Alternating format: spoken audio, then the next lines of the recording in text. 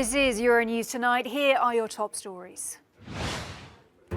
From the Kremlin, a frosty response to US and NATO letters on Russia's security demands. Moscow accuses the West of not taking its views into account.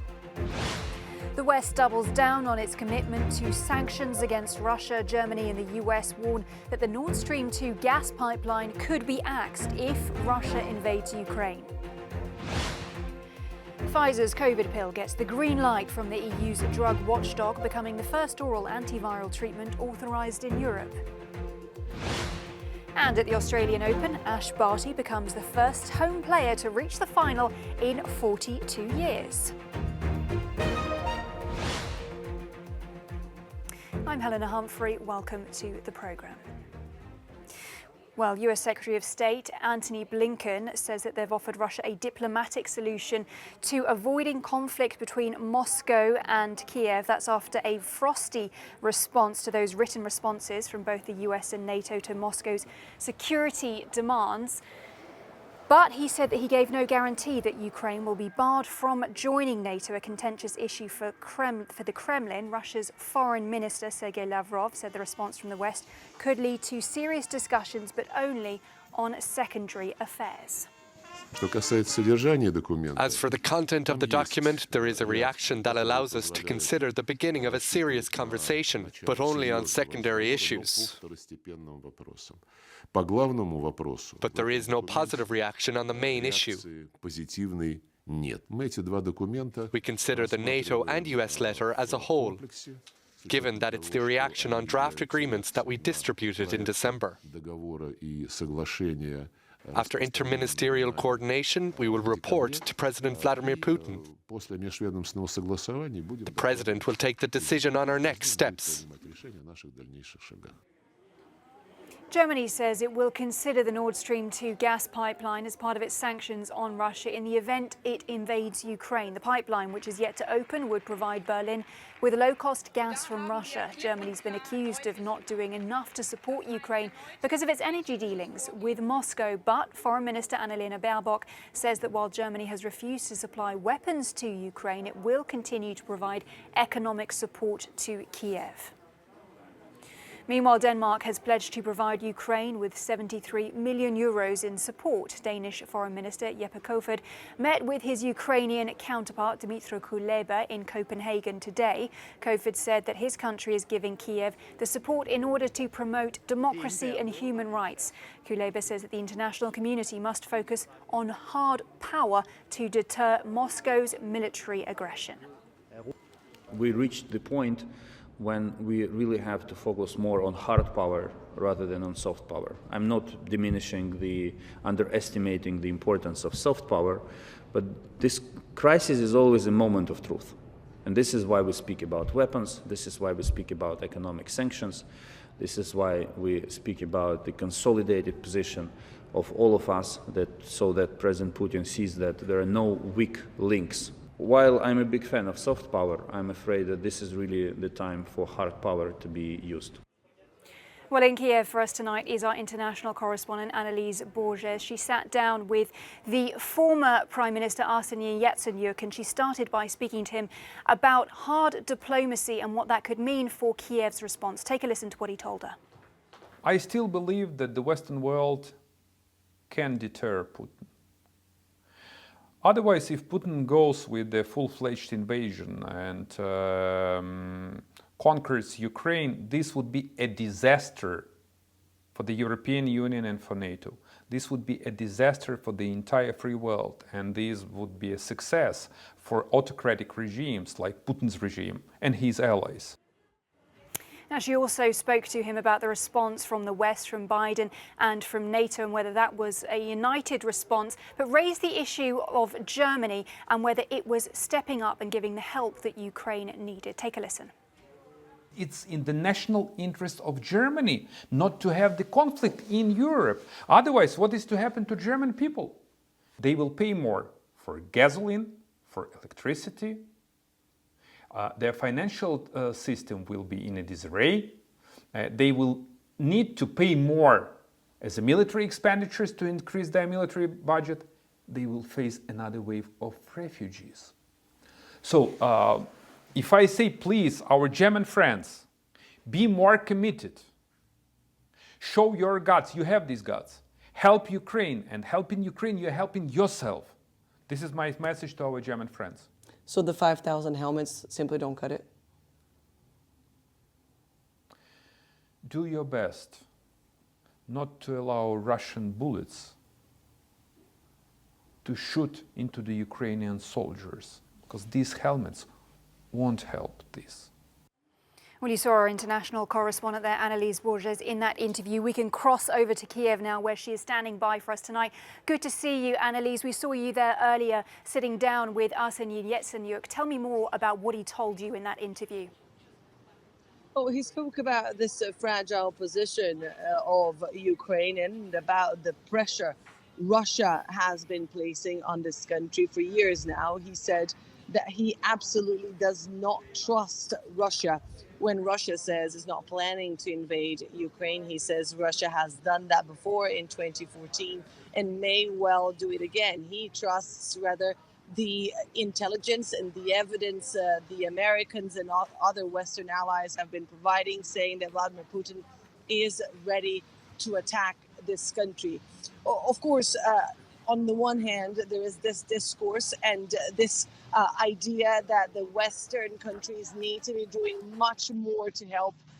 There's also still faith on diplomacy. The former prime minister is saying that he still hopes Western countries can put pressure on Russia and can deter Putin from taking the action and from actually invading or at least sending troops into Ukraine and potentially even reaching Kiev, which is something that many here talk about. All the while also talking about the importance of arming their military and having even more resources on that front. We've also heard about these civil defense units here in Ukraine, across the country, really mobilizing, getting training done. And of course, the defense ministry here in Ukraine said they're planning to arm these people. 130,000 people are enlisted in these units across the country. So what's happening here in this country is really a mixture of faith in diplomacy, or at least hope that diplomacy can still succeed, all the while preparing for the worst. Yeah, Annalise, you mentioned hope in diplomacy, but, you know, on the other side, you've also just mentioned those civil defence units, 130,000 citizens in Ukraine. That is a big step. And with that, I wonder, how do Ukrainians feel about the prospect of war looming over them? I know you and I spoke last night about the fact that they've been dealing with this for 8 years, but of course, that's an escalation, I imagine. Absolutely. There is a level of uncertainty that many Ukrainians I met here in the streets of the capital, Kiev, today told me that they are almost accustomed to. They have been dealing with the situation in the east of the country, where separatists control parts of the Donbass region for 8 years now. They have also, of course, experienced the annexation of Crimea. But, of course, the troops that have now amassed on the border change the scenario quite significantly.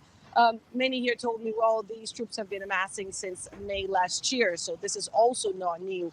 But of course, every now and then there is a new development, and now everyone here is bracing for those military exercises Russia is planning to hold with Belarus in the next few days and weeks. And so that adds to the uncertainty people have been experiencing. I spoke to some Kiev residents earlier today, and this is what they told me about just how scary days feel right now.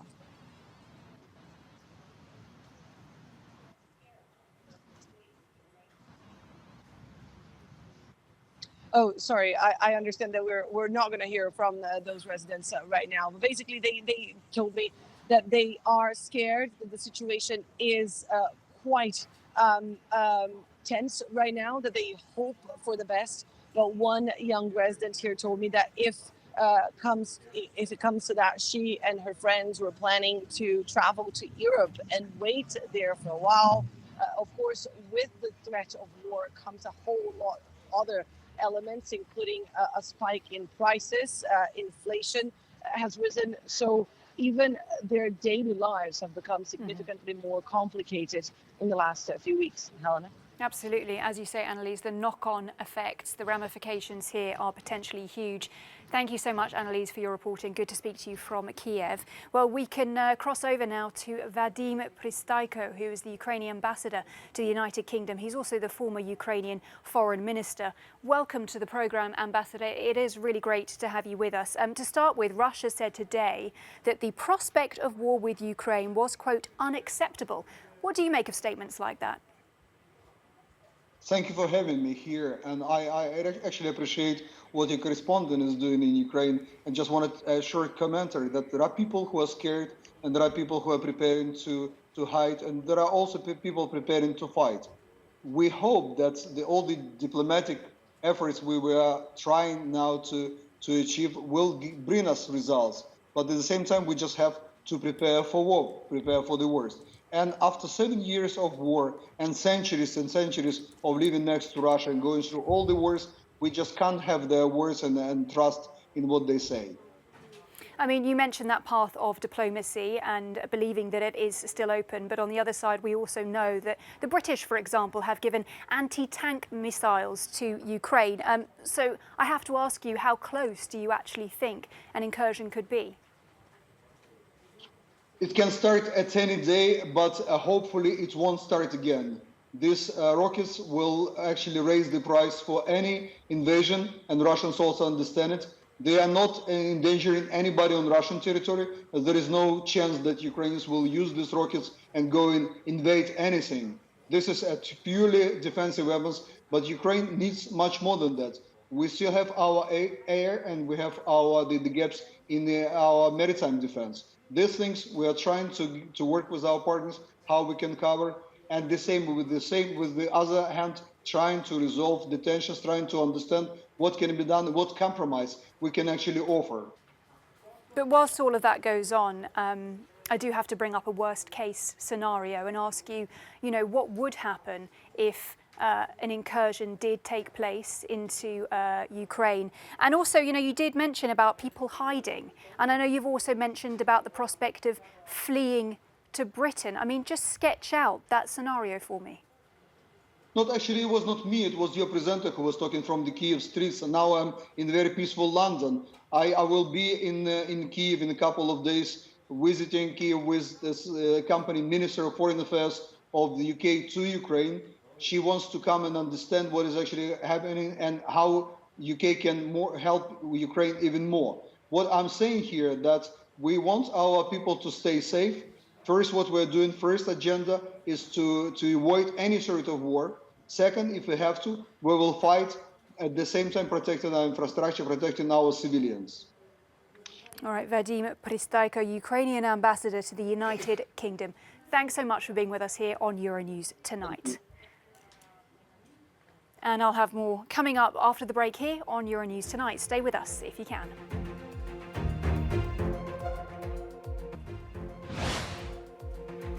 Welcome back. Good to have you with us. The British Prime Minister has ridiculed accusations that he authorised the evacuation of cats and dogs amid the downfall of Kabul. Boris Johnson has described the suggestions that he prioritised animals over humans was, quote, total rhubarb. As the Taliban recaptured the city in August, the UK gave clearance for a charity and 150 of its animals to be evacuated. This despite the fact that thousands of people were desperately trying to escape.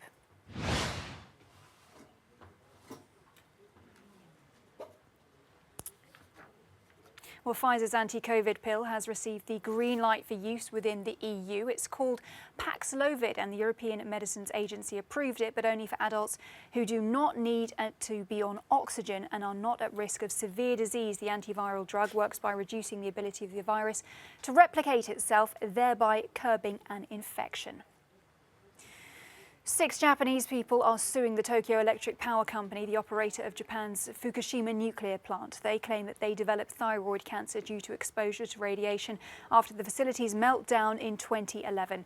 Aged between 6 and 16 at the time, they were living in the area near the nuclear reactors when a huge earthquake triggered a tsunami that caused a nuclear disaster. Childhood thyroid cancer is an extremely rare disease to begin with. There's a frequency of 1 or 2 cases per million people. There are 300,000 children in total in the Fukushima prefecture, so the ratio should be 1 case in every few years. However, after the nuclear accident, a total of 293 cases have been recorded. We have not been able to communicate these facts to other people, as there's been discrimination against Fukushima residents since the disaster. We've spent 10 years in fear, unable to speak. Now, the Australian Tennis Open is fast approaching its climax, and there's been no shortage of excitement in this year's semi-finals. Ash Barty's victory means that she becomes the first Australian to reach the final in over 40 years. And in the men's doubles, victory for the host nation is secured as we look ahead to an all-Aussie final showdown. Well, to talk all things tennis with me now, sports editor Andy Rubini. Andy, good to see you. To begin with, let's talk about Ash Barty, because, I mean, it was a devastating performance seeing off Madison Keys. Straight sets there. I mean, surely this Grand Slam is hers to lose. Well, it was another solid performance from Ashleigh Barty on home soil. The 25-year-old has looked in great shape, in control and focused throughout this tournament. She's used to these scorching temperatures and showed yet again against a tough opponent why she is the favourite to go all the way. Final score there 6-1, 6-3. She'll next lock horns with Danielle Collins in Saturday's final. The American made light work of Swiatek, and yes, she will be the underdog come Saturday. But as you said in your intro, Barty has a shot at becoming the first Australian to lift this trophy since Christine O'Neill in the late 70s. Now, that's a lot of pressure for such a young player, so I think the outcome of this final will depend on how she can cope with this pressure come Saturday. All right, well, talking about pressure, we've got the men's semi-finals still to come. I mean, pressure really has been a big thing, I think, at this Australian Open. Who do you think is going to thrive and manage to make it through? Well, probably Daniil Medvedev. I did say at the beginning, Nadal, you would think that somebody with a cool head might go all the way, but cool heads and Daniil Medvedev don't really go together. Actually, the Russian often loses it, but regains his composure when it matters the most. We've seen it against Auger-Aliassime in the quarter-final, came back from 2 sets down, saved a match point before eventually winning through in 5 sets. He'll next lock horns with Stefanos Tsitsipas. They actually both met at the same stage last year. Daniil Medvedev won in 3 sets. Now, Tsitsipas disposed of Sinner in 3 sets, which means that maybe mentally speaking, Medvedev might have a slight advantage, although Tsitsipas has had less time on the court, so he might have a slight advantage when it comes to stamina. The winner will either face Berrettini or Nadal, with the Spaniard going for this 21st Grand Slam title. And of course, we can't forget the men's doubles final, because there, I mean, it's a bit of a crowd pleaser. We've got an all-Aussie matchup. Yes, and I don't know if you've watched any of Nick Kyrgios and Kokkinakis' games, but I think they've been... Special K. Yes, Special K, and purists will disagree, but I find it thrilling, to be honest. It's almost like the Ryder Cup, all of this intensity brought in fans. They don't seem to go with the sport, but I think it works well, especially in doubles. I mean, let's be honest, when it comes to the men's singles or the women's events, more people tune in compared to the doubles, but they've been able to bring all of this, these big crowds at the centre court. The atmosphere is absolutely electric. It's probably the best Nick Kyrgios we've seen for a long time. Kokkinakis seems to calm him down when he loses his temper. So I think it is good for the game. But there, as you said, they'll be against another Aussie duo, so they won't have home advantage this time round. All right, Andy Rubini with the latest from the court. Thank you so much, Andy. Good to talk to you. Well, still to come, on Holocaust Memorial Day, we remember one of the darkest chapters of European history. That is ahead. Hello again, glad you could join us. The International Holocaust Remembrance Day is when the millions of people systematically killed by the Nazis during the Second World War are remembered. A series of events in Brussels and across Europe mark the day of the liberation of the Auschwitz-Birkenau death camps in 1945. Christopher Pitchers now reports. 77 years on, and still the atrocities of the Holocaust continue to shock. On Thursday, people all over the world marked Holocaust Remembrance Day to make sure the horrors are never forgotten. At the European Parliament in Brussels, survivor Margot Friedlander told Euronews that it's important to tell her story, to remind people that it can always happen again. It is very, very important, because only if everybody knows what it was, that it can happen again, is it important to be a human being. I tell them, I don't care. There is not Christian blood, Jewish blood, Muslim blood. We are all human, have the same red blood. We are all the same. So isn't it important to be human and to recognize people? The native German, who is 100 years old, was herself caught and deported to a concentration camp in the Czech Republic. She says that respect for all people is the key to combating anti-Semitism and hate speech. Be a human being, respect everyone, respect humans. Margot, whose mother and brother were killed in the Auschwitz death camp, was speaking to MEPs in the European Parliament, where she said the memory of the Holocaust is sometimes politically abused by politicians of all colours. She finished with a warning for people to be vigilant and to not look away as they did then. Christopher Pitchers, Euronews, Brussels.